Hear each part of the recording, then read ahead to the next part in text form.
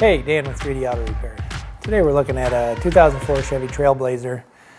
Customer came in stating that the rear end was making some really weird noises, especially like when they shifted from reverse to drive or drive to reverse. They were getting like a banging noise. Took the vehicle for a test drive, noticed that that noise was definitely there, brought it in, did an inspection, and noticed that the rear strut rods, or rear trailing arms, depending on how you'd like to call them, they go from the axle to the frame to keep the axle square in the vehicle. They were both broke, one on each side, allowing that axle to move forward and backward however it felt like.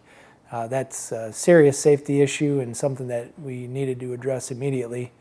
We found the replacement parts, let them know what it was going to take. We got those in, took the vehicle for another test drive just to make sure the repair was complete. Car ran and drove just as it should. So if you're hearing some strange noises from the back end of your vehicle, or you're noticing some things that you don't think are normal or you don't feel comfortable with, please feel free to give us a call. We would be happy to do a free inspection, assess the situation, and put a plan of attack to get the vehicle repaired for you. Thanks for watching the video. We look forward to seeing you at the shop. Please share this video so we can share this information with everybody.